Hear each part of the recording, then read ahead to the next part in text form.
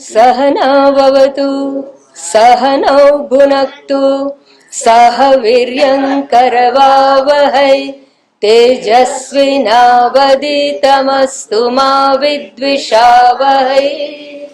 ओम शांति शांति शांति। हरि ओम श्री गुरुभ्यो नमः। हरि ओम। सदाशिव समारंभां शंकराचार्य मध्यमां अस्मदाचार्य पर्यन्तां वन्दे गुरु परंपरां। श्रुति स्मृति पुराणानाम् आलयं करुणालयं नमामि भगवत्पादं शंकरं लोकशंकरं। शंकरं शंकराचार्यं केशवं बादरायणं सूत्रभाष्यकृतौ वन्दे भगवन्तौ पुनः पुनः। ईश्वरो गुरुरात्मेति मूर्तिभेदविभागिने व्योमवद्व्याप्तदेहाय दक्षिणामूर्तये नमः। ઈશ્વરની કોઈક યોજના અનુસાર પ્રેમપુરીમાં સાયમ ગુજરાતીમાં પ્રવચન વર્ષો પૂર્વે મારાથી શરૂ થયેલા અને એના કંડક્ટ કરનાર હતા ખુશાલભાઈ મહેતા. ત્યાર પછી પરંપરા ચાલુ રહી કે ગુજરાતી ભાષામાં પણ પ્રવચન થાય અને કદાચ એ વખતે પણ પહેલું પ્રવચન જ્યારે અહીંયા થયું પ્રાતઃકાળે સ્વામીજીના અષ્ટાવક્ર ગીતા પર 1 મહિનો હિન્દી અને સાંજે 1 મહિનો અવધૂત ગીતા ઉપર ગુજરાતીમાં મારા પ્રવચન થયા. એ પછી ફરીવાર એવો કંઈક આ મેળ પરમાત્માએ ઊભો કર્યો કે સવારે સ્વામીજીનું પ્રવચન અને સાંજે મારું પ્રવચન.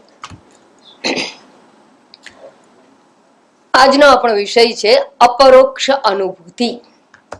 અપરોક્ષાનુભૂતિ શબ્દ સાંભળવામાં નવો છે, પણ અપરોક્ષાનુભૂતિ એક પ્રકરણ ગ્રંથ છે. આ પ્રકરણ ગ્રંથ એટલે શું? અનેક ગ્રંથો હોય, એમાં પ્રકરણ ગ્રંથ શબ્દ શું કહેવા માંગે છે? તો જે વેદાંતના જિજ્ઞાસુઓ છે એ વેદાંતના જિજ્ઞાસુઓ માટે આપણી પરંપરા અને એના ગ્રંથો વિશે જાણવું અનિવાર્ય છે. ભારતીય સંસ્કૃતિ સનાતન સંસ્કૃતિ છે, સનાતન ધર્મ છે, અને આપણી સનાતન ધર્મની સંસ્કૃતિમાં આપણા મૂળ ગ્રંથ છે વેદ. વેદ એટલે વિદ ધાતુ પરથી આવેલો શબ્દ છે વેદ. વિદ એટલે જાણવું અને વેદ એટલે જ્ઞાન.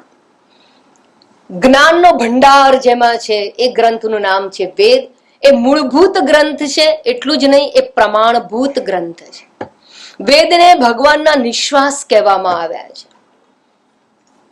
અને વેદ મૂળભૂત અને પ્રમાણભૂત, સ્વયં પ્રમાણભૂત હોવાને કારણે ઈશ્વરે સૃષ્ટિની ઉત્પત્તિ સમયે પ્રગટ કરેલા હોવાથી વેદનો કોઈ કરતા નથી, રચયિતા નથી. માટે વેદ અપૌરુષેય ગ્રંથ છે અને એને કોઈ લોજિકના ટેકાની, તર્કની કોઈ આવશ્યકતા નથી. એમાં જે કંઈ કહેવાયું છે એ સનાતન સત્ય સમજી અને એને સ્વીકારવામાં આવે છે. આ વેદનું બીજું નામ છે શ્રુતિ. અને આ વેદની અંદર મુખ્ય 2 ભાગ છે. પૂર્વ ભાગને કર્મકાંડ કહેવામાં આવે છે, જ્યારે વેદ ઉત્તર ભાગને જ્ઞાનકાંડ કહેવામાં આવે છે. વેદ પૂર્વ ભાગ સામાન્ય પરિચય આપી દઉં. વેદ પૂર્વ ભાગ અર્થાત કર્મકાંડ એટલે કે મનુષ્યની જે કોઈ ઈચ્છાઓ છે એ તમામ ઈચ્છાઓની પૂર્તિ કરવા માટે કઈ પદ્ધતિ અપનાવવામાં આવે, કયો ઉપાય કરવામાં આવે, કેવી રીતે ઈચ્છાની પૂર્તિ થાય, એનો વૈદિક વિચાર કરીને વૈદિક ક્રિયાઓ જેમાં સમાવિષ્ટ છે એને કર્મકાંડ કહેવામાં આવે છે. અનેક મનુષ્યો અનેક ઈચ્છાઓ માટે, અનેક પ્રકારની ઈચ્છા પૂર્તિ માટે અનેક પ્રકારના ઉપાયો દર્શાવેલા હોવાથી વેદ પૂર્વ ભાગ એ બધું વોલ્યુમિનસ છે, એનું કદ મોટું છે. જ્યારે વેદ ઉત્તર ભાગ જે છે એની અંદર પૂર્વ ભાગમાં મનુષ્યની ઈચ્છા પૂર્તિની વાત કરી છે, જ્યારે વેદ ઉત્તર ભાગની અંદર ઈચ્છાઓની પૂર્તિની વાત કરી, ઈચ્છા સમાપ્તિની વાત કરી છે. એટલે શું? આપણે ઈચ્છા કરીએ છીએ કંઈક મેળવવા માટે, કંઈક પ્રાપ્ત કરવા માટે, અને પ્રાપ્ત કરવા માટે જે ક્રિયા કર્મ કરવાની હોય એ ક્રિયા કર્મ કરીએ, પ્રયત્ન કરીએ, ત્યારે આપણને કર્મના ફળ રૂપે આપણી ઈચ્છિત વસ્તુની પ્રાપ્તિ થાય છે. હવે જ્યારે ઈચ્છિત વસ્તુની પ્રાપ્તિ થાય ત્યારે એ આપણી ઈચ્છાને અનુરૂપ, ઈચ્છાને સંતુષ્ટ કરે એવી છે કે નહીં એ ખબર નથી. એનું ફળ ક્યારે મળશે એ પણ ખબર નથી. એટલું જ નહીં, જે કંઈ ફળ મળશે એ ફળ હંમેશા મર્યાદિત રહેવાનું. એટલે કર્મ કરીને જે કંઈ મેળવીએ છીએ એ કર્મ મર્યાદિત હોવાને કારણે પ્રયત્ન દ્વારા પ્રાપ્ત કરેલી વસ્તુ પણ મર્યાદિત જ હોય, અને મર્યાદિત વસ્તુ કદાપી આપણને સંતોષ આપી શકે નહીં. મર્યાદિત વસ્તુ કદાપી મનુષ્યને સંતુષ્ટ કરી શકે નહીં. માટે એક ઈચ્છા પૂરી થાય અને બીજી ઈચ્છા પાછી ઉત્પન્ન થતી હોય છે. દાખલા તરીકે માણસ પાસે પોતાનું ઘર ન હોય અને એને પોતાનું ઘર લેવાની ઈચ્છા થાય. ઘર પ્રાપ્તિ માટે મહેનત કરે, સંઘર્ષ કરે, પ્રયત્ન કરે, પુરુષાર્થ કરે. એ પુરુષાર્થને અંતે જોઈએ એ પ્રકારે એ ફળ પ્રાપ્ત થાય પણ ખરું, ના પણ થાય, ને ક્યારે પણ પ્રાપ્ત થાય ત્યાં સુધી પ્રયત્ન કરવામાં સંઘર્ષ છે, દુઃખ છે. અને પ્રાપ્ત થયા પછી ધારો કે મકાન મળી ગયું, ઈચ્છા પ્રમાણેનું મળી ગયું, તો શું ત્યાં આપણે અટકી જઈએ છીએ? ના. પછી એની અંદર ફર્નિચર કરાવવું છે. ફર્નિચર થી અટકી જઈએ છે? ના. એક મકાન થી અટકીએ છે? ના. એની અંદર હંમેશા કઈ ને કઈ બીજું જોઈએ, ત્રીજું જોઈએ, કંઈક ને કંઈક આપણને ખૂટતું જ હોય છે. અને એને કારણે આપણી ઈચ્છાઓનો અંત આવતો નથી. ગમે એટલા કર્મ કરીએ, જીવનભર કર્મ કરીને અનેક ઈચ્છાઓ પૂર્તિ માટે પ્રયત્ન કરીને ઈચ્છા પૂરી કરીએ તો પણ અંતે, જીવનના અંતે જીવન પૂરું થાય છે, ઈચ્છા પૂરી થતી નથી. અને એટલે કોઈ પણ વૃદ્ધ માણસ હોય ઘરમાં તો આપણે એમ કહીએ છીએ, કઈ તમારી છેલ્લી ઈચ્છા હોય તો કહો. અને દરેકને આપણે પૂછીએ છીએ, કોઈ ઈચ્છા બાકી છે? લાચાર હોય, ઉંમર થઈ ગઈ હોય, ભવિષ્ય દેખાતું ના હોય, એટલે ઈચ્છા હોય તો કહીને શું કરવાનું? પણ ઈચ્છા તો હોય, માટે જ આ પ્રશ્ન જાગે છે કે ઈચ્છા હોય તો કહો. આમ જીવન પૂરું થાય, ઈચ્છા પૂરી થતી નથી. ઈચ્છા મનુષ્યને કર્મમાં પ્રવૃત્ત કરે છે. કર્મ હંમેશા દુઃખદાયક હોય છે, સંઘર્ષ જન્માવનારું હોય છે, અને ફળ જે હંમેશા પ્રાપ્ત થાય છે એ અસંતોષ જન્માવનારું હોય છે, અર્થાત નવી ઈચ્છાઓ ઉત્પન્ન કરનારા ફળ હોય છે. અને માટે કર્મ કરીએ, ફળ મળે, પાછી ઈચ્છા જાગે, પાછું કર્મ કરીએ, પાછું ફળ મળે, પાછી આ કર્મ અને ફળનું જે ચક્ર કહેવાય, અને વિશેષ સર્કલ જેને કહેવામાં, એક ચક્ર છે. તો કર્મ ફળનું ચક્ર છે. જીવન પૂરું થતા કર્મફળનું ચક્ર પૂરું થતું નથી. અધૂરી ઈચ્છાઓ પૂરી કરવા માટે જીવાત્મા જ્યારે મૃત્યુ પામે ત્યારે નવી માના ગર્ભમાં પુનર્જન્મને પ્રાપ્ત કરે છે. પુનર્જન્મ શા માટે થાય? ઈચ્છા પૂર્તિ માટે. આ જન્મે અધૂરે રહેલી ઈચ્છાઓ આપણે બીજા જન્મે પૂરી કરવાનો પ્રયત્ન કરીએ છીએ. હવે આ એક વર્ગ છે જે ઈચ્છા પૂર્તિ માટે કાર્ય કરે. પણ કેટલાક લોકો જગતમાં એવા છે કે આ ઈચ્છા કરો, કર્મ કરો, ફળ મળે, એમાં અસંતોષ એટલે અજંપો અને દુઃખ, પાછી ઈચ્છા. તો આ જે દુઃખનું જે ચક્ર છે, સંસાર ચક્ર એને જ કહેવાય છે કે ઈચ્છા કરો, કર્મ કરો, ફળ મળે, આ સંસાર ચક્ર છે. આ સંસાર ચક્રમાંથી મુક્તિ મળે ખરી? આ કર્મ છે એ સંઘર્ષ ઉત્પન્ન કરે. કરવાનું કોઈને ગમે નહીં, કારણ કે ક્રિયા હંમેશા દુઃખપ્રદ જ હોય છે. અને માટે ક્યારે આમાંથી છૂટીએ, કામ ધંધામાંથી ક્યારે પરવારીએ, એ હંમેશા આપણી ઈચ્છા રહેતી હોય છે કે આમાંથી મુક્ત ક્યારે થઈએ. પણ કર્મમાંથી મુક્ત ક્યારે થવાય? જો ઈચ્છામાંથી મુક્ત થઈએ તો. ઈચ્છા તમને કર્મમાં ધકેલે છે, માટે ઈચ્છા મુક્તિ થાય તો જ કર્મમાંથી મુક્તિ થાય. તો ઈચ્છા મુક્તિ થાય ખરી? અને કેવી રીતે થાય? એવો જો પ્રશ્ન જાગે તો એનો ઉત્તર છે ઈચ્છા મુક્તિ માટેનો પ્રયત્ન કરવો, એને કહેવાય જ્ઞાન પ્રાપ્તિનો પ્રયત્ન. અને એનો ઉપાય વેદ ઉત્તર ભાગની અંદર આપવામાં આવ્યો છે, એને જ્ઞાન કાંડ કહેવામાં આવે છે. અને ઈચ્છા પૂર્તિમાંથી એ ઈચ્છા મુક્તિ એને જ મોક્ષ કે મુક્તિ કહેવામાં આવે છે. શાસ્ત્ર કહે છે વાસના પ્રક્ષયો મોક્ષ. વાસનાનો ક્ષય એને જ મુક્તિ. અષ્ટાવક્ર ગીતામાં જ આ વાત કરેલી, ઉપનિષદમાં પણ કરેલી છે. તો આમ વેદની અંદર બે ભાગ છે. હવે જે વેદ ઉત્તર ભાગ છે એમાં જે ઈચ્છા મુક્તિ અર્થાત મોક્ષ માટેની વાત કરી છે, અને મોક્ષ માટેનું જ્ઞાન એટલે યા વિદ્યા સા વિમુક્તય, એ વિદ્યા છે જે મુક્તિ અપાવનારી વિદ્યા છે, અને એને બ્રહ્મ વિદ્યા કહેવામાં આવે છે. એને ઉપનિષદ પણ કહેવામાં આવે છે, એને વેદાંત પણ કહેવામાં આવે છે, અને એને શ્રુતિ પણ કહેવામાં આવે છે. તો જેને જેને મોક્ષ જોઈએ છે એ લોકો માટે આ વેદાંત ગ્રંથ એટલે કે ઉપનિષદ જ્ઞાન પ્રાપ્ત કરવું આવશ્યક છે.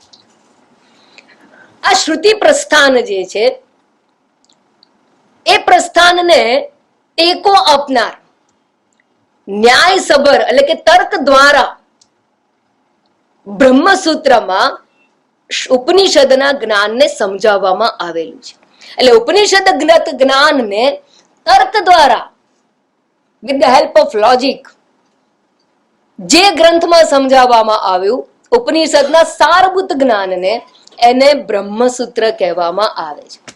બ્રહ્મસૂત્રમાં 555 સૂત્રો છે, અને એ ઉપનિષદગત જ્ઞાનને તર્કની મદદથી સ્પષ્ટ કરીને આપણને સમજાવવાનો પ્રયત્ન કરે. અને એ કાર્ય કર્યું છે ભગવાન વેદ વ્યાસ. માટે બ્રહ્મસૂત્રના રચયિતા છે ભગવાન વેદ વ્યાસ, અને એ તર્ક દ્વારા સત્યની રજૂઆત કરે છે, માટે એને ન્યાય પ્રસ્થાન કહેવામાં આવે છે.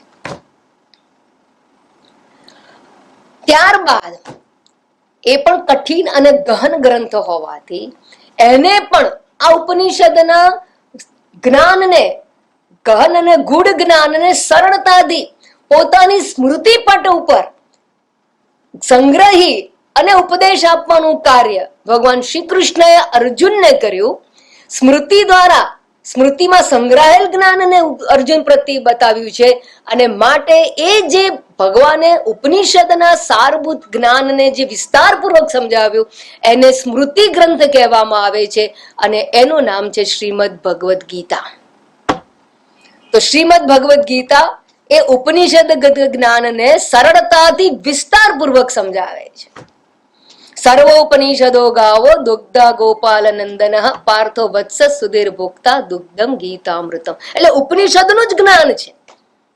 આમ એ જે સ્મૃતિ ગ્રંથ છે ભગવદ ગીતા માટે સ્મૃતિ પ્રસ્થાન પણ કહેવામાં આવે છે. અને આમ જે મુમુક્ષુ છે એને જો મોક્ષ પ્રાપ્ત કરવા માટે જે જ્ઞાન પ્રાપ્ત કરવું જોઈએ એ જ્ઞાન પ્રાપ્ત કરવા માટે 3 મહત્વના મૂળભૂત ગ્રંથોનું અધ્યયન કરવાનું કહેવામાં આવ્યું છે. અને પરંપરાગત આ 3 પ્રસ્થાન એટલે કે 3 પ્રકારના ગ્રંથોનું અધ્યાપન કરાવવામાં આવતું હોય છે. એક છે શ્રુતિ પ્રસ્થાન, એ પ્રમાણભૂત ગ્રંથ છે, ઓથેન્ટિક છે. એના સાર રૂપે ન્યાયના ટેકા દ્વારા એ જ્ઞાન જેમાં સમજાવ્યું એને ન્યાય પ્રસ્થાન કહેવામાં આવે, એ બ્રહ્મસૂત્ર છે. અને ઉપનિષદગત જ્ઞાનને વિસ્તારપૂર્વક વિસ્તૃત રીતે જે સમજાવવામાં આવ્યું એ સ્મૃતિ ગ્રંથ છે, એને સ્મૃતિ પ્રસ્થાન કહેવામાં આવે છે. હવે આ 3 પ્રકારના જે ગ્રંથો છે શ્રુતિ, ન્યાય અને સ્મૃતિ, એ બધા ગ્રંથો ઉપર અનેક ટીકાઓ છે. ટીકાઓ ઉપર પણ ટીકાઓ છે, અને એટલા બધા વિશાળ ગ્રંથો ઉપલબ્ધ છે એક વેદાંત ગ્રંથો ઉપર કે જાણે આખી લાઇબ્રેરી વેદાંતની બનાવી હોય તો પણ બની જાય એટલો વિશાળ આ ગ્રંથાલય છે, વિશાળ ગ્રંથો છે. અને માટે જે મુમુક્ષુ છે એને આ ગ્રંથોનું અધ્યયન કરવું હોય તો આટલો વિશાળ ગ્રંથ શ્રુતિ પ્રસ્થાન, સ્મૃતિ પ્રસ્થાન, ન્યાય પ્રસ્થાન, એમાં શરૂઆત કેવી રીતે કરવી, ક્યાંથી કરવી, શું કરવું, એને કેવી રીતે સમજાય? દાખલા તરીકે કોઈ માણસ એમ કે મારે ભારત દેશ જોવો છે, તો ભારત દેશને ક્યાંથી જોવાનો, ક્યાંથી શરૂ કરવાનો, શું છે ભારત દેશ, શું શું આવેલું છે? તો સૌથી પહેલા આપણે એને કે પહેલા તમે મેપ જુઓ, નકશો લો. એને બર્ડ આઈ વ્યૂ કહેવાય. નકશાની અંદર ભારત શું છે એનું એક વિહંગાવલોકન ગુજરાતીમાં આપણે કહીએ તો વિહંગાવલોકન જોવા મળે છે. અને પછી જ્યાં જગ્યાએ જવું હોય તો એ રાજ્યોની ડિટેલ આપી હોય એમ બે પ્રકારના નકશાઓ આપણને ઉપલબ્ધ થાય. ધારો કે તમારે પંજાબ જવો તો પંજાબની અંદર ડિટેલ આપી હોય, ગુજરાત તો ગુજરાતમાં શું જોવા જેવું છે એની ડિટેલ આપી, પણ એક સમગ્ર ભારત વર્ષ જે છે એનો એક સામાન્ય ખ્યાલ આપે એવો એક નકશો તૈયાર થયેલો. બીજી વાત કરીએ તો ધારો કે તમને કોઈ કોલેજ બનાવવી છે, તો કોલેજ બનાવવા માટે કેવી કોલેજ બનશે, કેવું આર્કિટેક્ટને બોલાવવામાં આવે તો આર્કિટેક્ટ શું કરશે? ડિઝાઇન તૈયાર કરશે. અને ડિઝાઇન પ્રમાણે તમે નકશામાં જુઓ તો કંઈ સમજાય નહીં. એ લોકો એક મોડેલ બનાવે અને મોડેલની અંદર બતાવે કે આ બિલ્ડિંગ આવું બનશે, અહીંયા ગાર્ડન બનશે, અહીંયા ટીચર રૂમ બનશે, અહીંયા પ્લેગ્રાઉન્ડ હશે, એવી રીતે દરેક જગ્યા, અહીંયા ક્લાસરૂમ્સ હશે, અહીંયા ટીચર્સ રૂમ હશે, દરેક અહીંયા લાઇબ્રેરી હશે અને અહીંયા લેબોરેટરી હશે. એ દરેક વસ્તુ પછી એ લોકો બતાવે અને આખું મોડેલમાં એક ગ્લાન્સની અંદર ખબર પડે કે કોલેજ કેવી બનશે. પછી પૂછે કે લાઇબ્રેરીમાં કેવી રીતની ગોઠવણ હશે, કેટલી મોટી હશે, કેટલા ટેબલ્સ હશે, કેટલા એની ડિટેલ અલગ વસ્તુ થઈ. બસ એવી રીતે આ સમગ્ર વેદાંત ગ્રંથને એક સામાન્ય રીતે કેવી રીતે સમજવું, એક ગ્લાન્સમાં કેવી રીતે સમજવું, બર્ડ આઈ વ્યૂ એનો કેવી રીતે પ્રાપ્ત કરવો, વિહંગાવલોકન કેવી રીતે પ્રાપ્ત કરવું, આવું કેટલાક આચાર્યોએ વિચાર્યું અને વિચારીને આ ગ્રંથોને સામાન્ય સમજ આપવા માટે જે રચના કરી એને પ્રકરણ ગ્રંથ કહેવામાં આવે છે. પ્રકરણ ગ્રંથ એ છે કે સમગ્ર ઉપદેશ, વેદાંતના ઉપદેશને સામાન્ય બધા જ પાસાઓનો આવરી લઈને એક સામાન્ય પરિચય કરાવવાનું કાર્ય પ્રકરણ ગ્રંથમાં કરવામાં આવેલું છે. પણ જેમ મેં કહ્યું, એટલાસમાં બે પ્રકારના નકશા હોય, એક જેમ કે આખા ભારત દેશનો નકશો હોય અને પછી એક એક રાજ્યનો નકશો હોય. બસ એવી રીતે પ્રકરણ ગ્રંથ પણ બે પ્રકારના છે. એકની અંદર સમગ્ર ઉપદેશ ને આવરી લેવાયો હોય, એના તમામ પાસાઓને આવરી લેવાયા હોય, અને બીજો એવો ગ્રંથ છે કે જેમાં એક એક ભાગને આવરી લેવાય. ઉપનિષદના અર્થાત કે વેદાંત શાસ્ત્ર છે એમાં કયા પાસાઓ, કોની વાત કરવામાં આવી છે? ઉપનિષદનું જે ઉપદેશ છે એ ઉપદેશ માત્ર મહાવાક્યોની અંદર સમાવિષ્ટ છે. અને ઉપદેશ વાક્ય, મહાવાક્ય જે છે એ છે તત્વમ અસી. તો શ્રુતિ પ્રસ્થાનની અંદર તત્પદ, ત્વમપદ અને અસીપદ, અર્થાત તત્ એટલે પરમાત્મા, ઈશ્વર. ઈશ્વર તત્વ શું છે એ એક વાત છે, અને ઈશ્વર સમષ્ટિ હોવાથી જગતનો પણ એની અંદર સમાવેશ થઈ જાય છે. ત્વમપદ એટલે જીવાત્મા શું છે, હું કોણ છું, હું એમ આઈ, એનો વિચાર કરવામાં આવ્યો. અને જીવાત્મા અને પરમાત્માનું ઐક્ય, એનો વિચાર આ ગ્રંથમાં કરવામાં આવેલો હોય છે. અને એ આખો મહાવાક્યનો જે ઉપદેશ છે એ આ પ્રકરણ ગ્રંથોની અંદર સરળતાથી સમજાવવામાં આવે.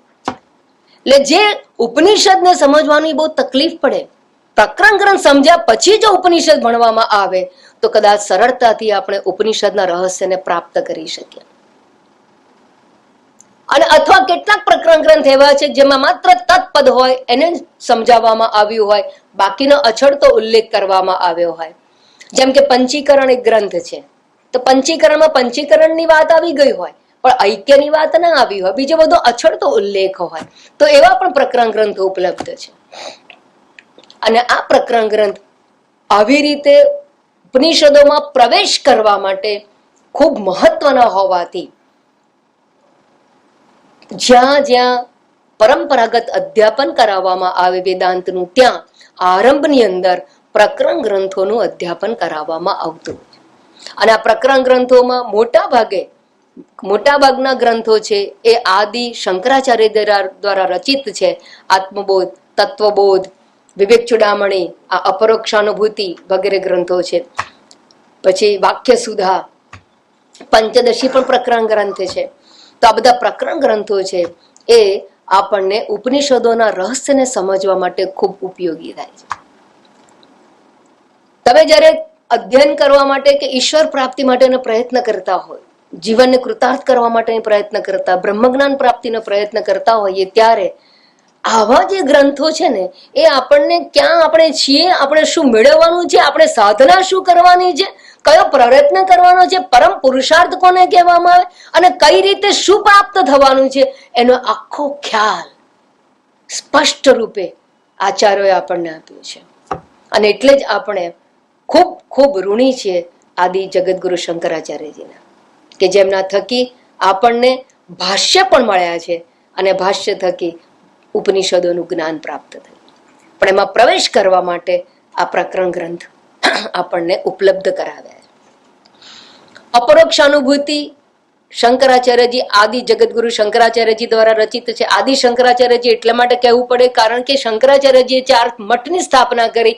એ મઠની સ્થાપના કર્યા બાદ એ ગાદી પર જે આવે એમને પણ શંકરાચાર્ય નામ આપવામાં આવ્યું હોવાથી આદિ શંકરાચાર્ય જેમણે આ 4 મઠ સ્થાપ્યા એના દ્વારા રચિત આ ગ્રંથ છે અપરોક્ષાનુભૂતિ. હવે આટલી આ પ્રકરણ ગ્રંથ વિશેની સમજ આપી. વોટ ઇઝ પ્રકરણ ગ્રંથ? પ્રિલિમિનરી બુક્સ એવું પણ કહેવાય છે. પણ પ્રિલિમિનરી બુક્સ ડઝન્ટ મીન કે એની અંદર જ્ઞાન ABCD કે કખ ગઘ છે. એની અંદર સમગ્ર ઉપનિષદનું વિહંગાવલોકન આપણને પ્રાપ્ત થઈ જાય છે, ઉપનિષદના ઉપદેશનું. એટલે આ પણ એટલો જ મૂલ્યવાન ગ્રંથ છે. મને તો ઘણી વાર થાય કે ઉપનિષદોને ભણતા તો ઘણી વાર લાગે, પણ એક નટશેલમાં જો તમારે આખા ઉપનિષદના નિષ્કર્ષને પ્રાપ્ત કરી લેવો હોય તો અપરોક્ષાનુભૂતિ સિવાય બીજો કોઈ આટલો સુંદર ગ્રંથ નથી. માત્ર 144 શ્લોકો એની અંદર. વિવેક ચૂડામણી છે 582 શ્લોક છે, જ્યારે આની અંદર ખૂબ સરળતાથી આ વાત રજૂઆત કરેલી છે. હવે શબ્દ છે અપરોક્ષ અનુભૂતિ એટલે શું? Very important to understand this title. Aparoksha Anubhuti. અનુભૂતિ એટલે જ્ઞાન. અનુભૂતિ એક્સપિરિયન્સ અને બીજો અર્થ છે જ્ઞાન. જ્ઞાન એટલે જ અનુભૂતિ, અનુભૂતિ એટલે જ જ્ઞાન. અને અપરોક્ષ એટલે શું? અપરોક્ષનું ગુજરાતી પણ અપરોક્ષ જ થાય. એટલે અંગ્રેજીમાં કહું તો ડાયરેક્ટ નોલેજ. અને બીજું કેવું છે તો બીજું જ્ઞાન છે ને પરોક્ષ જ્ઞાન કહેવાય. પરોક્ષ જ્ઞાન એટલે ઇનડાયરેક્ટ નોલેજ. જ્યારે અપરોક્ષ જ્ઞાન એવું કહું તો જ્ઞાન અને અપરોક્ષ, અપરોક્ષ એડજેક્ટિવ છે. એડજેક્ટિવ વિશેષણ એ ત્યારે વપરાય જ્યારે એક કરતા વધારે વસ્તુ હોય. તો કોઈ કે ફૂલ આપો ને, તો તમે અહીંયા જુઓ કે કયું ફૂલ આપું, ગુલાબનું આપું કે ચંપાનું આપું કે ઘણી બધી વેરાયટી છે. જ્યારે વધારે હોય ત્યારે વિશેષણ વાપરવું પડે કે લાલ ફૂલ આપો, પીળું ફૂલ આપો, સુગંધી આપો, સુગંધિત વગરનું આપો, કરમાયેલું ફૂલ કાઢો, આવું બોલવું પડે. આ બધા વિશેષણો કહેવાય. તો જ્યારે અપરોક્ષ અનુભૂતિ, અપરોક્ષ જ્ઞાન એવું કહેવામાં આવ્યું તો જ્ઞાનનું વિશેષણ બની ગયું અપરોક્ષ. એનો અર્થ કે બીજો પ્રકારનું પણ જ્ઞાન હોય અને બીજા પ્રકારના જ્ઞાનને પરોક્ષ જ્ઞાન કહેવામાં આવે. પરોક્ષ જ્ઞાન એટલે ઇનડાયરેક્ટ નોલેજ. અહીંયા અપરોક્ષ જ્ઞાન આ ગ્રંથનું નામ છે. અપરોક્ષ અનુભૂતિ એટલે અપરોક્ષ જ્ઞાન. તો અપરોક્ષ જ્ઞાન કોનું અપરોક્ષ જ્ઞાન? તો ઘણા, જેમ કે સૂર્યનું છે, ચંદ્રનું છે, રોકેટનું છે, અનેક પ્રકારના જ્ઞાન. પણ અહીંયા રેફરન્સ ટુ કોન્ટેક્સ્ટ, વેદાંત ગ્રંથને સમજાવવા માટેનું પ્રકરણ ગ્રંથ હોવાથી સંદર્ભ અનુસાર આ અપરોક્ષ જ્ઞાન એટલે બ્રહ્મનું અપરોક્ષ જ્ઞાન એવો અર્થ થશે. અને બ્રહ્મનું અપરોક્ષ જ્ઞાન એ અહીંયા પીરસવામાં આવ્યું છે આ ગ્રંથની અંદર શંકરાચાર્યજી દ્વારા. શા માટે? કારણ કે અપરોક્ષ જ્ઞાન દ્વારા જ મુક્તિ કે મોક્ષ કહેવામાં આવ્યું છે. ન અન્ય પંથા અયના વિદ્યતે. બીજા કોઈ માર્ગ નથી, આ એક જ માર્ગ છે. આ બ્રહ્મનું અપરોક્ષ જ્ઞાન જ મુક્તિ અપાવનારું જ્ઞાન છે. એ જ વિદ્યા છે જે મુક્તિ પ્રદાયક વિદ્યા છે. હવે બ્રહ્મનું અપરોક્ષ જ્ઞાન એવું કહેવામાં આવ્યું. તો અપરોક્ષ જ્ઞાન એટલે શું અને અપરોક્ષ જ્ઞાન પરોક્ષ જ્ઞાન એટલે શું? પરોક્ષ અને અપરોક્ષ બ્રહ્મનું જ્ઞાન એટલે વળી કેવું જ્ઞાન? એવો પ્રશ્ન સ્વાભાવિક થાય. એ સમજવા માટે હવે થોડું બરાબર ધ્યાન આપજો. એ સમજવા માટે પરોક્ષ કોને કહેવાય અને અપરોક્ષ કોને કહેવાય, what is direct knowledge, what is indirect knowledge, પહેલા એ સમજી લે. અચ્છા, ડાયરેક્ટ નોલેજ એટલે શું? તો કે કોઈ પણ વસ્તુ તમને બતાવવામાં આવે અને કહેવામાં આવે આ ચશ્માનું ઘર છે, તો હા જો આ માતાજીના ચશ્માનું ઘર આવું છે, આ તમને જ્ઞાન થઈ ગયું. તો આને કહેવાય ડાયરેક્ટ જ્ઞાન, નોલેજ. અપરોક્ષ જ્ઞાન. અપરોક્ષ જ્ઞાન એટલે જે પરોક્ષ નથી તેને અપરોક્ષ કહેવાય. જે પરોક્ષ નથી એને બે પ્રકારના જ્ઞાન છે, પરોક્ષ અને અપરોક્ષ મુખ્યત્વે. પછી ડિફરન્સ સમજાવીશું. હવે અને પરોક્ષ જ્ઞાન એટલે શું? તો કે તમે કોઈ વસ્તુ કોઈને સમજાવો અને એ તમારી પાસે ના હોય, એને ખબર પણ ના હોય કે શું. દાખલા ગામડામાંથી કોઈ માણસ આવે અને એને આંબા તો જોયા હોય, ચીકુ જોયા હોય, બોર જોયા હોય, શેરડી જોઈ હોય, પણ એને ડ્રેગન ફ્રૂટ ખબર ના હોય, એને કીવી કદાચ ના ખબર હોય, તો એને ડ્રેગન ફ્રૂટ, કીવી આ સમજાવવું હોય તો શું કરવાનું? કોના જેવું હોય તો આપણે પિક્ચર બતાવીએ. અને આ જમાનામાં શું કે પાવર પોઈન્ટ પ્રેઝન્ટેશન એ રજૂ કરવામાં આવે, એને એક્સપ્લેન કરવામાં આવે, એનો ટેસ્ટ, એનો કલર, એની ફ્રેગ્રન્સ, આ બધું સમજાવવામાં આવે. તો તમે એને જ્ઞાન આપો છો પણ એમને ખવડાવ્યું નથી લાવીને, તો ત્યાં સુધી એને ડ્રેગન ફ્રૂટનું જ્ઞાન થઈ ગયું. તમે એને પ્રેઝન્ટેશન કર્યું એટલે પિક્ચર દેખાડ્યું તો ખબર પડી ગઈ કે ડ્રેગન ફ્રૂટ શું છે. તો પણ એને જે જ્ઞાન થયું, કેવું જ્ઞાન થયું? પરોક્ષ કે અપરોક્ષ? એને પરોક્ષ જ્ઞાન કહેવામાં આવે. પણ ચીકુ કે આંબો તમે એને ખવડાવો અને બતાવો તો એને કેવું જ્ઞાન કહેવાશે? અપરોક્ષ જ્ઞાન કહેવાય. આમાં ફેરફાર શું? હવે આમાં બંનેમાં ભેદ શું થયો? હવે પોઈન્ટ સમજવાનો પ્રયત્ન કરીએ કે પહેલો જે ડ્રેગન ફ્રૂટ છે ને એનું વર્ણન ખબર છે, કેવું હોય, કેવા કદનું હોય, અંદરથી કેવું નીકળે, ટેસ્ટમાં કેવું છે, આ બધું એને વર્ણન ખબર છે. પણ એને હજી અનુભવ નથી કર્યો. એટલે કે એને ઇન્દ્રિય દ્વારા મનથી એને સંપર્કમાં કર્યો નથી, એને ફીલ નથી કર્યું. He has not tested, not felt. એને અનુભવ નથી કર્યો. બરાબર? અને અનુભવ કરો એટલે શું? તો ઇન્દ્રિય જીભ ઉપર મૂકીએ તો સ્વાદનો અનુભવ થયો, એટલે કે સ્વાદનું જ્ઞાન થયું. અનુભવ એટલે જ જ્ઞાન. સ્વાદનો અનુભવ થવો, સ્વાદનું જ્ઞાન થવું. જ્ઞાન ક્યાં થશે? મનમાં. તો ડ્રેગન ફ્રૂટનો મન સાથે સંપર્ક થવો એ થાય ત્યારે એને અપરોક્ષ જ્ઞાન થયું કહેવાય. અને પણ તમે વર્ણન જ કર્યા કરો, એને ખબર જ ના હોય તો એને કહેવાય મન સાથે સંપર્ક નથી થતો. એને જ્ઞાન થાય છે પણ મન સાથે એ વસ્તુનો સંપર્ક થતો નથી, માટે એને પરોક્ષ જ્ઞાન કહેવામાં આવે. આપણા જીવનની વાત બીજો દ્રષ્ટાંત આપું તો ખ્યાલ આવશે. રોકેટ જોયું છે ને?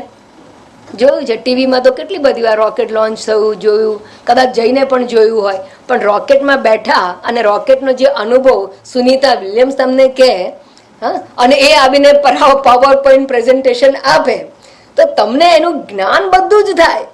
કેવી રીતે સ્પેસમાં જવાય, સ્પેસમાં કેવી ફિલિંગ્સ હોય, બધું બતાવે તમને.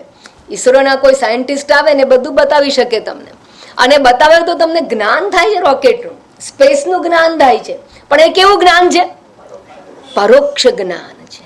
કારણ કે એ જ્ઞાન તમારી બુદ્ધિમાં છે પણ તમારા મન સાથેનો સંપર્ક નથી, તો ફિલિંગ નથી એની. વેટલેસનેસ એ સમજાઈ ગયું પણ ફિલિંગ નથી. બરાબર? તો એને કહેવાય પરોક્ષ જ્ઞાન. પણ ધારો કે તમને જવા મળે અને તમે સ્પેસમાં જાઓ તો ત્યારે શું થશે? તમને ફિલિંગ થશે. તમારો એ જ્ઞાન જે તમને બુદ્ધિમાં હતું એ તમે હવે ફીલ કરો છો, એટલે તમારા મનની સાથે સંપર્કમાં આવે છે અને ત્યારે એ જ્ઞાન અપરોક્ષ જ્ઞાન બને છે. હવે મનના સંપર્કમાં ઇન્દ્રિય દ્વારા આવે અથવા ઇન્દ્રિય વગર પણ આવી શકે. દાખલા તરીકે મેં ડ્રેગન ફ્રૂટનું કહ્યું, પણ તમે એ માણસને ડ્રેગન ફ્રૂટ ખવડાવો તો એને જ્ઞાન થાય છે ઇન્દ્રિય દ્વારા અને ફીલ કરે છે. એટલે જીભ ઉપર મૂકે છે, ટેસ્ટ, સુગંધ પકડે છે, હાથથી ટચ છે, બધી જ પ્રકારનું ફીલ કરે છે. એવરીથિંગ હી ફીલ્સ. એટલે કે મનના ડાયરેક્ટ સંપર્કમાં આવે છે થ્રુ સેન્સીસ, ઇન્દ્રિય દ્વારા. તો ઇન્દ્રિય દ્વારા મનના સંપર્કમાં આવે છે ત્યારે એ અપરોક્ષ જ્ઞાન બની જાય છે, ડાયરેક્ટ નોલેજ બની જાય છે. બરાબર. તો ડાયરેક્ટ નોલેજ કોને કહેવાય અને ઇનડાયરેક્ટ નોલેજ કોને કહેવાય? દાખલા લેહ લડાખ ગયા હોઈએ, જે જઈને આવ્યા હોય એની પાસે કેવું જ્ઞાન છે? અપરોક્ષ જ્ઞાન છે, કારણ કે મનના સંપર્કમાં આવ્યું છે. અને જે નથી ગયા એને વર્ણન કરીને સમજાવે તો એની પાસે કયું જ્ઞાન છે? પરોક્ષ જ્ઞાન છે, કારણ કે મન સાથે સંપર્કમાં આવતું નથી. તો પરોક્ષ જ્ઞાનને અપરોક્ષ જ્ઞાનમાં બદલવું હોય તો તમારે એ જગ્યાએ જવું પડે અને you have to feel it. પછી ઇન્દ્રિય દ્વારા તમે એનું હવામાન ફીલ કરો, આંખ દ્વારા જુઓ અને મનના સંપર્કમાં લેહ લડાખ આવી જાય ત્યારે એ તમારા માટે અપરોક્ષ જ્ઞાન બની જાય છે. હવે આ પરોક્ષ અને અપરોક્ષ જ્ઞાનની વાત કરી. હવે બ્રહ્મનું પરોક્ષ જ્ઞાન અને અપરોક્ષ જ્ઞાન એટલે શું એ સમજવાનો પ્રયત્ન, કારણ કે આપણો વિષય તો બ્રહ્મ જ્ઞાનનો છે. તો બ્રહ્મનું અપરોક્ષ જ્ઞાન એટલે શું? પરમાત્માનું અપરોક્ષ જ્ઞાન એટલે બ્રહ્મ કે પરમાત્મા ક્યાં છે? એ શું લેહ લડાખ જેવું છે? એ શું રોકેટ કે સ્પેસ જેવું છે તમારા માટે? બ્રહ્મ કેવું છે તો સમજાવતા ગીતાકાર કે બધા જ ઉપનિષદ શું કહે છે? નિત્ય સર્વગત સ્થાણુ અચલોયમ સનાતન. બ્રહ્મ કેવું છે? નિત્ય, સર્વગત, અચલ, વ્યાપક છે. સત્યમ જ્ઞાનમ અનંતમ બ્રહ્મ. અનંત એટલે કે વ્યાપક છે અને નિત્ય છે, દેશ અને કાળથી અમર્યાદિત છે, અનંત છે. હવે જે વસ્તુ તમારાથી દૂર છે, લેહ લડાખ દૂર છે, માટે એનું પરોક્ષ જ્ઞાન થાય. રોકેટ દૂર છે, પરોક્ષ જ્ઞાન સંભવ છે. પેલા ગામડિયાને ડ્રેગન ફ્રૂટ દૂર છે, એને પરોક્ષ જ્ઞાન સંભવ છે. બ્રહ્મ તમારાથી કેટલું દૂર છે? તમારા મનથી કેટલું દૂર છે? સર્વવ્યાપક છે, નિત્ય છે, નિત્ય ચૈતન્ય છે. અને નિત્ય ચૈતન્ય મનની સાથે જ છે. ઇનફેક્ટ મનમાં પ્રતિબિંબિત થાય છે બ્રહ્મ માટે તો મન જાણવાની પ્રક્રિયા કરી શકે. મન તો જડ છે વાસ્તવમાં, પણ બ્રહ્મનું પ્રતિબિંબ પડવાને કારણે, ચિદાભાસને કારણે ચેતનવંતુ મન જાણવાનું કાર્ય કરી શકે. અર્થાત બ્રહ્મ છે એ તો નિત્ય અપરોક્ષ છે. ઇઝ નેવર પરોક્ષ. આપણા માટે ઇનડાયરેક્ટ છે જ નહીં, કારણ કે all pervasive reality, that consciousness is all pervasive reality.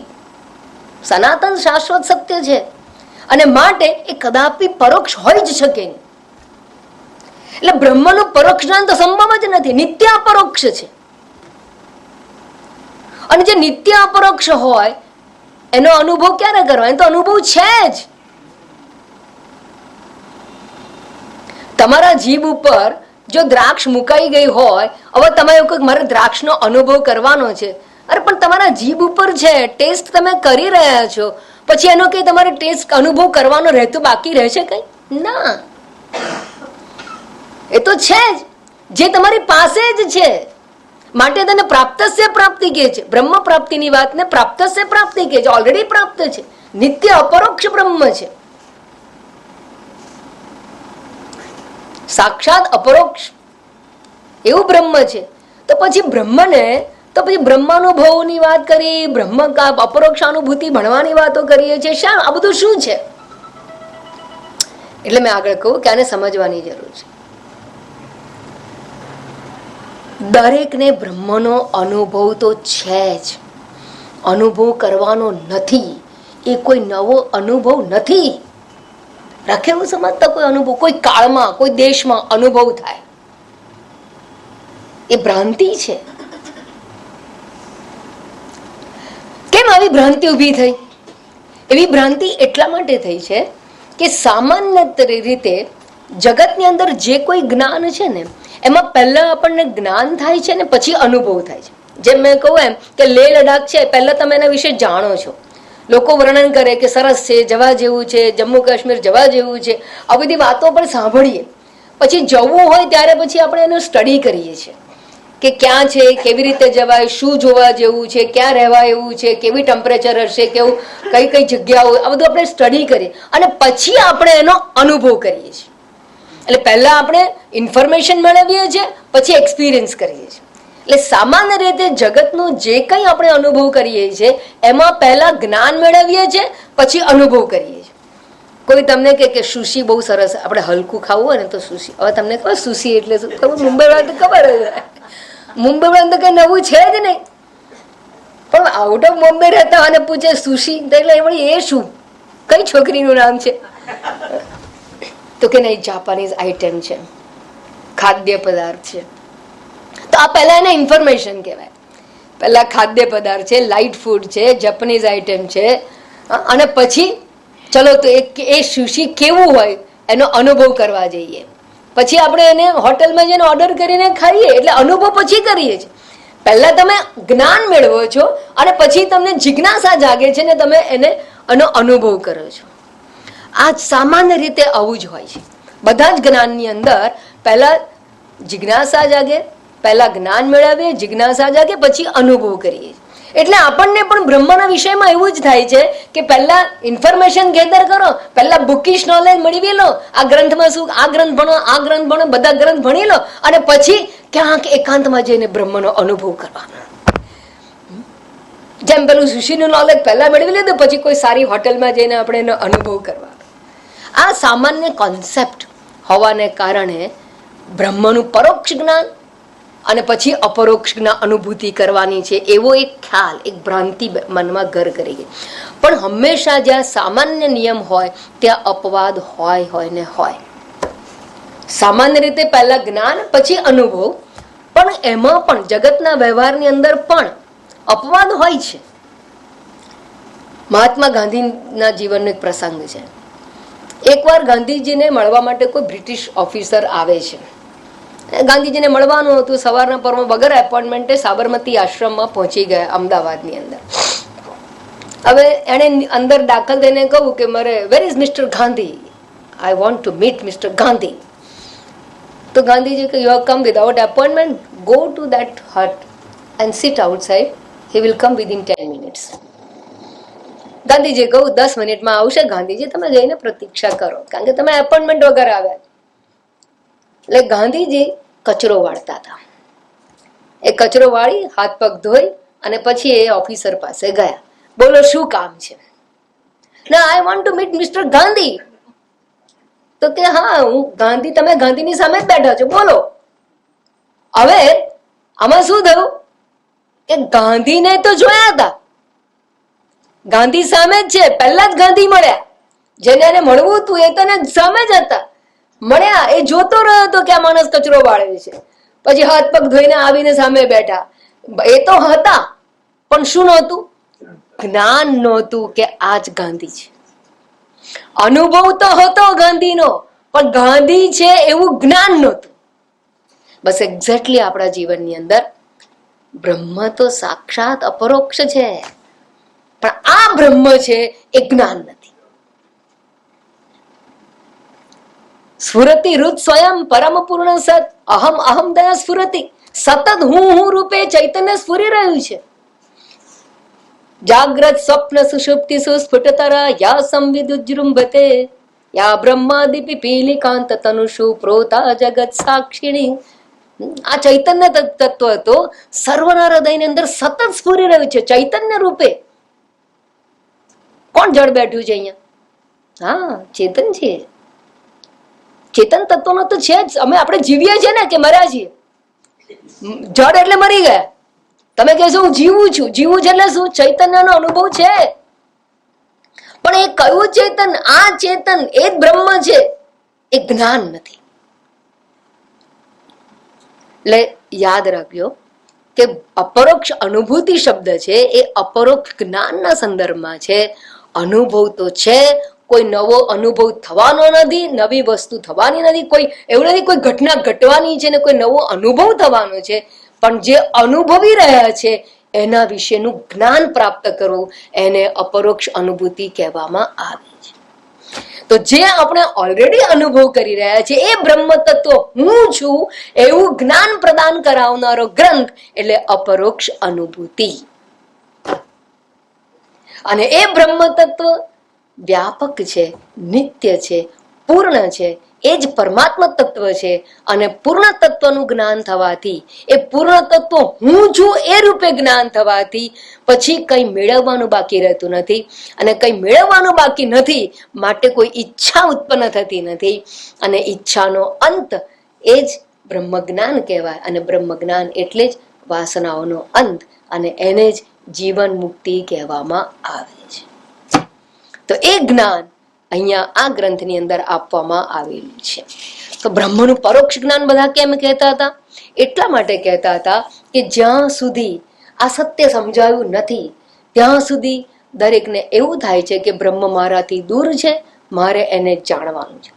તો મારા અને બ્રહ્મ વચ્ચે ડિસ્ટન્સ હોય તો મારે મેળવવાનું હોય. આપણી વચ્ચે બ્રહ્મ અને આપણી વચ્ચે ડિસ્ટન્સ છે અત્યારે. એ કયું ડિસ્ટન્સ છે? અવિદ્યા દ્વારા જન્મેલું ડિસ્ટન્સ છે. અવિદ્યા એ જ અંતરાય છે. અને એ અવિદ્યા શું કરે છે? ભ્રાંતિ જન્માવે છે કે મારે બ્રહ્મ પ્રાપ્ત કરવાનું છે, મારે બ્રહ્મને મેળવવાનું છે. એ ભ્રાંતિ જન્માવે છે અને એનું કારણ અવિદ્યા છે. અને એ અવિદ્યા છે એ હું અને બ્રહ્મ વચ્ચે અંતરાય બનીને ડિસ્ટન્સ ઊભું કરે છે. અને એ ડિસ્ટન્સ ત્યારે જ પૂરું થાય જ્યારે ગુરુ દ્વારા ઉપદેશાયેલ બ્રહ્મનું જ્ઞાન થાય. અને એ ઉપદેશ આ ગ્રંથમાં આપવામાં આવેલું છે. તો આજે આટલું ક્લિયર થઈ ગયું કે પ્રકરણ ગ્રંથ કોને કહેવાય અને અપરોક્ષ અનુભૂતિ આ ટાઇટલ શીર્ષક શું છે અને એ શીર્ષક આ ગ્રંથ શું છે એનો પણ પરિચય આપી દો. આટલી પૂર્વ ભૂમિકા બાદ હવે આપણે ગ્રંથમાં પ્રવેશ કરીશું. કોઈ પણ સત્કાર્યનો આરંભ છે, આરંભ કરતી વખતે આપણે ઈશ્વરના અનુગ્રહની ખૂબ આવશ્યકતા હોય છે. એટલે ઈશ્વર સ્મરણ કરી એના અનુગ્રહ મેળવીને આપણે કાર્ય આગળ વધારતા હોઈએ છીએ. શંકરાચાર્યજી પણ આ ગ્રંથની રચના કરી તો આરંભની અંદર ઈશ્વરને યાદ કરે છે. અને ઈશ્વરને યાદ કરીને જે પ્રથમ શ્લોક રચ્યો છે એને મંગલાચરણ કહેવામાં આવે છે. શા માટે ઈશ્વરને યાદ કરે છે? તો કે વિઘ્ન નિવારણ માટે, નિર્વિઘ્ન કાર્યની સમાપ્તિ માટે. બે વસ્તુ માટે ઈશ્વરને પ્રાર્થના કરવામાં આવતી હોય છે. એક તો કાર્ય નિર્વિઘ્ન સમાપ્તિ થાય. વિઘ્નો અનેક પ્રકારના આવતા હોય, તમામ પ્રકારના વિઘ્નોની શાંતિ માટે. અને બીજું, જે રચના કે જે કાર્ય કરે છે, જે હેતુથી કરવામાં આવે છે એ હેતુની સિદ્ધિ થાય એના માટે પણ ઈશ્વરને પ્રાર્થના કરવામાં આવે. દાખલા તરીકે શંકરાચાર્યજી અપરોક્ષાનુભૂતિ ગ્રંથની રચના કરી. કોના માટે? મુમુક્ષુ માટે, જિજ્ઞાસુ માટે. તો જિજ્ઞાસુઓ સુધી આ જ્ઞાન પહોંચે તો એમનું આ રચના છે એ સાર્થક થઈ કહેવાય. તો આ રચનાની જે છે એ મુમુક્ષુ સુધી પહોંચે અને એને ઉપયોગી નીવડે એ એક હેતુ છે. એની સિદ્ધિ માટે ઈશ્વરનો અનુગ્રહ, અને સાથે સાથે આ ગ્રંથની રચના છે એ નિર્વિઘ્ને સમાપ્ત થાય એના માટે ઈશ્વરને પ્રાર્થના કરવામાં. તો પહેલામાં પહેલો શ્લોક છે, હું એક એક ચરણ બોલીશ, તમે રિપીટ કરજો અને એ પ્રમાણે પછી આપણે એને સમજાવવાનો પ્રયત્ન કરીશું. આજે જેની પાસે ન હોય તો કાલે લઈ આવજો, એ તો એને કોપી કરીને આપી દઈશું. શ્રી હરિમ પરમાનંદમ શ્રી હરિમ પરમાનંદમ ઉપદેષ્ટારમીશ્વરમ ઉપદેષ્ટારમીશ્વરમ વ્યાપકં સર્વલોકાનાં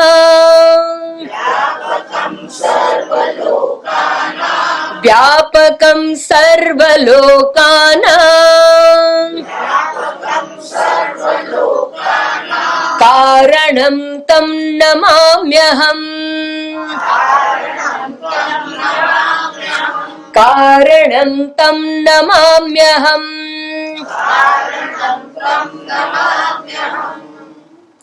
શ્રી હરિમ પરમાનંદમ ઉપદેષ્ટારમ ઈશ્વરમ.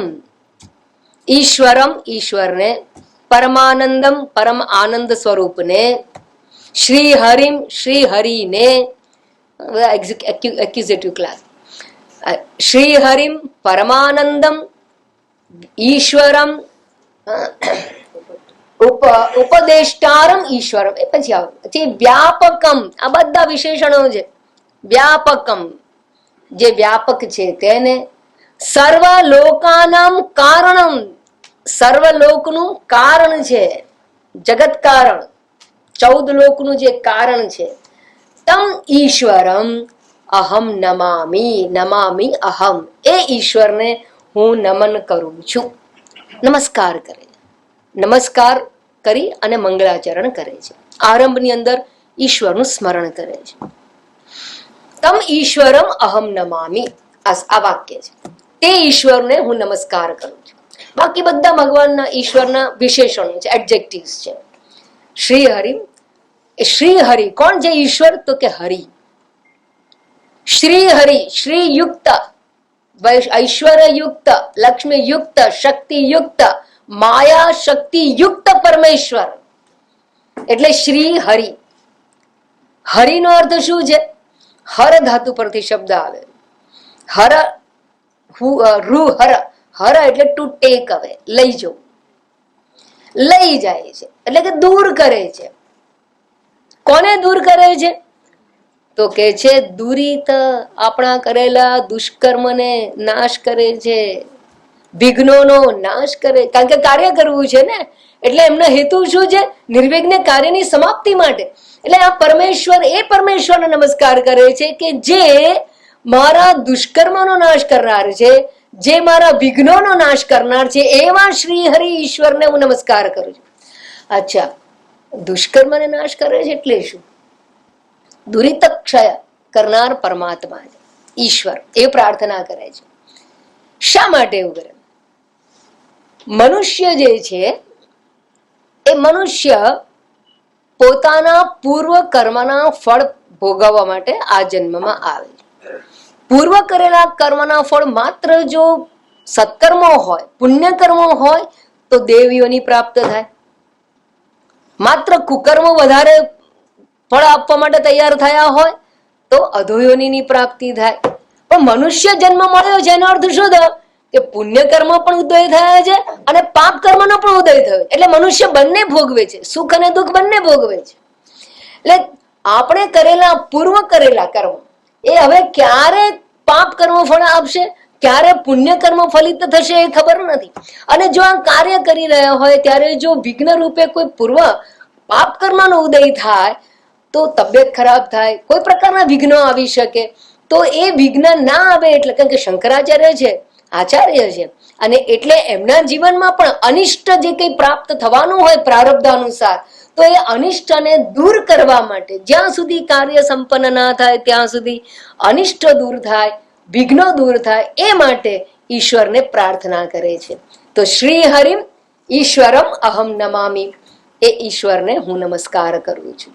કેવા છે? પરમાનંદમ, આનંદ સ્વરૂપ, આનંદ કંદ ભગવાન. ભગવાન કૃષ્ણની તો સ્તુતિમાં મધુર, અધરમ મધુરમ, વદનમ મધુરમ, મધુરમ મધુરમ, મધુરમ એટલે આનંદમ, હંમેશા આનંદ, રસ સ્વરૂપ કહ્યું છે ભગવાને.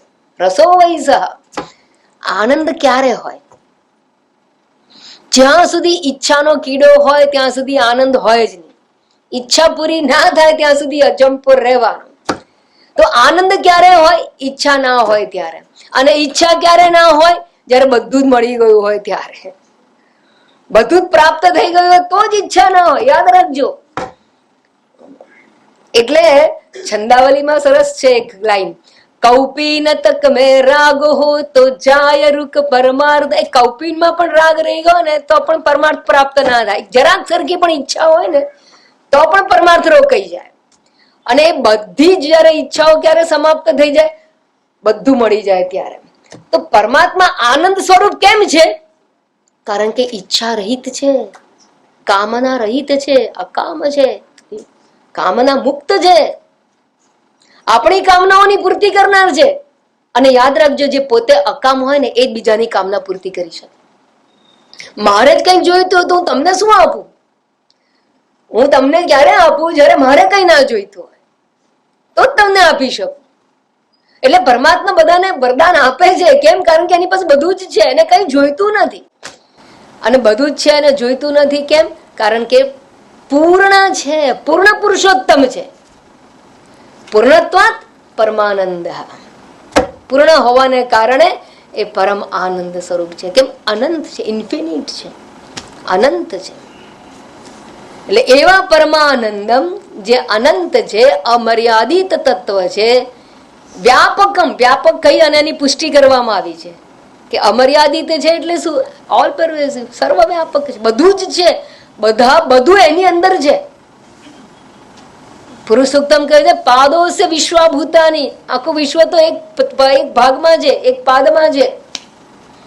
એકાંશેન સ્થિતો જગત, 11મા અધ્યાયમાં ભગવાન કહે છે કે મારા એક અંશમાં આખું જગત રહેલું, એક અંશમાં.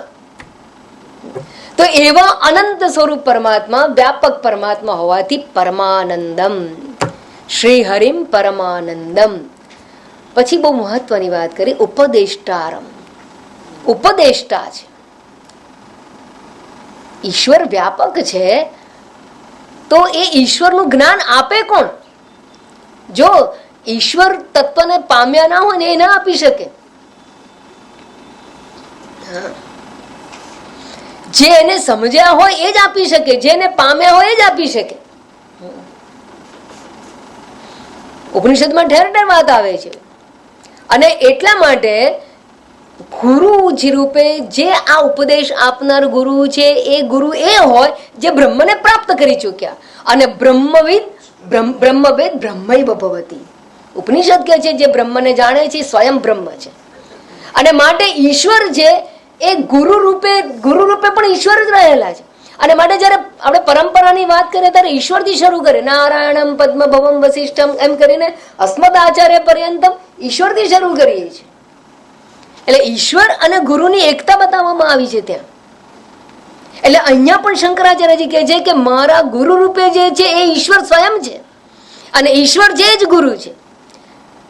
અને શ્વેતાશતર ઉપનિષદ કહે છે યસ્ય દેવે પરાભક્તિ યથા દેવે તથા ગુરુ તસ્ય તે કથિતા હર્તા પ્રકાશંતે મહાત્મના. અર્થાત જેવી ઈશ્વરમાં ભક્તિ હોય એવી ગુરુમાં હોવી જોઈએ. અને એવી જો ભક્તિ હોય તો આ ઉપનિષદના રહસ્યો એ એના અર્થોને પ્રકાશિત કરે છે, અનફોલ્ડ કરે છે આપણી સામે. બાકી શબ્દો તો શબ્દો છે, એના અર્થ આપણી સમક્ષ પ્રગટ થાય છે. એટલે ભગવાન પણ કે શ્રદ્ધામાં લભતે જ્ઞાન. અને કઈ શ્રદ્ધા? અવિશ્રદ્ધા. ગુરુ ઈશમાં ભેદ લગાર, ના માને તે સમજે સાર. રંગવદૂત મહારાજ પણ લખે છે ઈશ્વર અને ગુરુમાં જરા પણ ભેદ નથી, એવું જે સમજે છે એ જ આ શાસ્ત્રના સારને સમજે. એટલે શંકરાચાર્યજી પણ ઈશ્વરને ઉપદેષ્ટા તરીકે કે ઉપદેષ્ટા, ઉપદેષ્ટારમ ઈશ્વરમ. વ્યાપકમ, વ્યાપક છે એટલું જ નહીં, સર્વલોકાનામ કારણમ. કારણ છે. કારણ છે એટલે શું? બંગડીનું કારણ શું? સોનું. ગળાનું કારણ માટી. તો સર્વલોકનું કારણ એટલે કોણ? હા, આટલું તો બોલવામાં સહેલું છે પણ એનો અર્થ સમજાયો? જયારે એવું કહીએ કે બંગડીનું કારણ સોનું, ત્યારે સમજવાનું કે બંગડી અને સોનામાં કોઈ ભેદ નથી. બુટ્ટી વીટી મોટી નાની હોય, ગમે ત્યાં પહેરાય, ગમે તે આકાર હોય, પણ સોનું અને બુટ્ટી, સોનું અને વીટી, સોનું અને અજોડો, સોનું અને બંગડીમાં કોઈ ભેદ નથી. ઇનફેક્ટ સોનું જ સર્વનામ અને આકાર રૂપે રહેલું છે. એમ જો જગતનું કારણ ઈશ્વર કહીએ તો ઈશ્વર જ સર્વનામ અને આકાર રૂપે રહેલો છે. That is important point. જ્યાં જ્યાં નજર મારી ઠરે યાદી ભરી ત્યાં ઈશ્વર જ રહેલો છે સર્વનામ અને આકારમાં. અર્થાત એ ઈશ્વર કારણ કયો? એટલે જગતનું ઉપાદાન કારણ ઈશ્વર છે. તો બનાવનારો કોણ છે? એ પણ ઈશ્વર છે. કારણ કે એ એકમ એવો પૂર્ણ છે, પૂર્ણત્વાદ એકમ. જે પૂર્ણ હોય એ એક જ હોય, અને એક હોય એ અદ્વિતીય હોય. બીજો હોય તો અપૂર્ણ થઈ જાય. પૂર્ણત્વાદ એક અને અદ્વિતીય છે. માટે કારણ નિમિત્ત ઉપાદાન કારણ પણ એ જ છે અને નિમિત્ત કારણ પણ એ જ છે. સર્વજ્ઞ, કારણ કે ચૈતન્ય રૂપ છે માટે સર્વજ્ઞ છે, સર્વરૂપ છે, સર્વગત છે અને સર્વજ્ઞ છે. એવા અભિન્ન નિમિત્ત ઉપાદાન કારણ ઈશ્વરને હું નમસ્કાર કરું છું. એટલે જો ભગવાનને આપણે પગે લાગીએ છીએ, બાબુલનાથમાં જઈએ કે ક્યાંય પણ જઈએ, ભગવાનને પગે તો લાગીએ છીએ, પણ આપણે કેવી રીતે પગે લાગીએ છીએ? હે ભગવાન, તું અને હું જુદા. અને શંકરાચાર્ય જે નમસ્કાર કરે છે એ કેવી રીતે નમસ્કાર કરે છે કે આ શંકરાચાર્ય રૂપે પણ શંકરમ શંકરાચાર્યમ કેશવમ બાદરાયણમ, ભગવાન પોતે જ શંકરાચાર્ય રૂપે છે. ઐક્ય રૂપે નમસ્કાર કરે છે. મંગલાચરણ ઈશ્વર સાથેના ઐક્ય અભેદનો ઉલ્લેખ કરીને કરે છે. એવા પરમેશ્વરને હું નમસ્કાર કરું છું. અને આમ પરમાત્માને નમસ્કાર કરી નિર્વિઘ્ન સમાપ્તિ માટે આ ગ્રંથને મંગલાચરણ પહેલા શ્લોકમાં કરવામાં આવ્યું. અને પહેલા શ્લોકમાં આ મંગલાચરણ છે. આપણે પણ અધ્યયન કરીશું ત્યાં સુધી નિર્વિઘ્ને આપણું અધ્યયન થાય. મને ખબર નથી ગ્રંથ ક્યારે પૂરો થાય, પણ એ જીવનનું લક્ષ્ય પૂરું થાય ત્યાં પર્યંત આપણું અધ્યયન ચાલુ રહે. એના માટે આ પહેલો શ્લોક છે એ દરેક પ્રવચન પૂર્વે શાંતિ પડ પછી આપણે આ શ્લોક પણ બોલીશું. તો મંગલાચરણનો પહેલો શ્લોક છે. ત્યારબાદ બીજી એક આપણી પરંપરામાં એક અદ્ભુત પ્રથા છે, એક અદ્ભુત પ્રણાલિકા છે, એનો ઉલ્લેખ કરો. આપણી પરંપરાની અંદર કોઈ પણ ગ્રંથનું અધ્યયન કરીએ ત્યારે એ ગ્રંથ શું છે એ પહેલા સમજવું જોઈએ. શું ભણી રહ્યા છીએ, શા માટે ભણી રહ્યા છે, મારે એ ગ્રંથ સાથે સંબંધ શું છે અને મને શું પ્રાપ્ત થવાનું છે અને મારે એ પ્રાપ્ત કરવું છે કે નહીં એનો પહેલા વિચાર કરવો જોઈએ, પછી એમાં પ્રવેશ થાય. ભણવાનો અર્થ શું? આપણે પ્રવચન સાંભળીએ એનો અર્થ શું છે, શા માટે સાંભળવાનું, હેતુ શું છે, એ જ્યાં સુધી વિચાર નહીં કરીએ ને ત્યાં સુધી આપણે એની અંદર સરસ રીતે પ્રવૃત્ત નહીં થાય. હોલ હાર્ટેડલી આપણે જેને કહીએ ને ઇન્વોલ્વમેન્ટ, હોલ હાર્ટેડ ઇન્વોલ્વમેન્ટ એ શક્ય નથી. અને એવું કરવા માટે પહેલા ગ્રંથનો પરિચય પ્રાપ્ત કરવો. અને શંકરાચાર્યજી પરંપરાના ભરેલા આચાર્ય છે, એમને આ વાતની ખબર છે. અને એટલે એ સૌથી પહેલા ગ્રંથનો પરિચય, પહેલા ઈશ્વરને સ્મરણ કરે, હવે ગ્રંથનો પરિચય આપે છે. અને ગ્રંથનો પરિચય 4 મુદ્દાઓ જો આપણે સમજવામાં આવે, 4 મુદ્દા પર વિચાર કરવામાં આવે તો ગ્રંથનો પરિચય પ્રાપ્ત થઈ જાય. એટલે ગ્રંથ ભણવો કે ના ભણવો, આપણે આગળ વધવું કે નહીં એનો ખ્યાલ આવી જાય. એને કહેવાય 4 fold ઇન્ટ્રોડક્ટરી ફેક્ટર્સ. અને સંસ્કૃતમાં એને કહેવાય અનુબંધ ચતુષ્ટય. એમાં સૌથી પહેલા કે આ ગ્રંથ જેનો વિષય શું છે, what is the subject matter of this text, what is the purpose of the study of this text. આ ગ્રંથના અધ્યયનનો હેતુ શું છે, પહેલા વિષય શું છે, હેતુ શું છે. હવે એ હેતુ અને જે સ્ટડી કરી રહ્યો છે એ મારો અને એના વચ્ચેનો સંબંધ શું છે, અને ગ્રંથ અને વિષય અને એના વચ્ચેનો સંબંધ શું છે, એ સંબંધનો ઉલ્લેખ એટલે જાણી લેવું, કનેક્શન જાણી લેવું, એને કહેવાય પરિચય ગ્રંથનો પ્રાપ્ત કર્યો. તો એ ગ્રંથનો પરિચય પ્રાપ્ત કરાવનારા 4 જે પાસા છે એ બીજા શ્લોકમાં, એક જ શ્લોકની અંદર આખા ગ્રંથનો પરિચય આપી દીધો છે. અને એ પરિચય એટલે શું, શાના માટે આ ગ્રંથ છે, કોના માટે આ ગ્રંથ છે. શાસ્ત્રમાં એવું કહ્યું છે, પ્રયોજનમ અનુદ્દિશ્ય મંદોપી ન પ્રવર્તતે.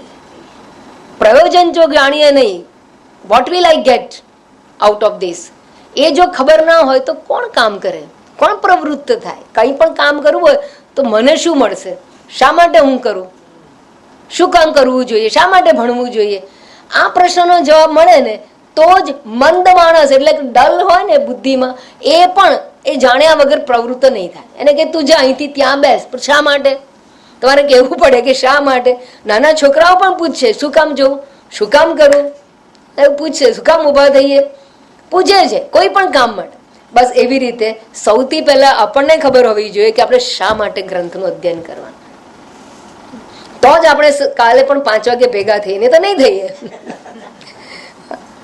તો અહીંયા શંકરાચાર્યજી બીજા શ્લોકની અંદર અનુબંધ ચતુષ્ટયની વાત કરે છે, જે વિશે આપણે આવતીકાલે ભેગા થઈશું ત્યારે વિચારીશું. એટલા માટે ખાસ કે તમારા બધા પાસે ગ્રંથ નથી અને આવતીકાલે એ શ્લોક તમારી પાસે ઉપલબ્ધ કરાવવામાં આવશે. એ શ્લોકો સાથે હશે તો તમને સાથે સાથે સમજી અને આગળ વધવામાં મદદરૂપ થશે. તો આવતીકાલે સાંજે 5 વાગે ભેગા. ઓમ પૂર્ણમદ પૂર્ણમિદમ પૂર્ણાત પૂર્ણમુદચ્યતે પૂર્ણસ્ય પૂર્ણમાદાય પૂર્ણમેવાવશિષ્યતે. ઓમ શાંતિ શાંતિ શાંતિ. હરિ ઓમ. શ્રી ગુરુભ્યો નમઃ. હરિ ઓમ.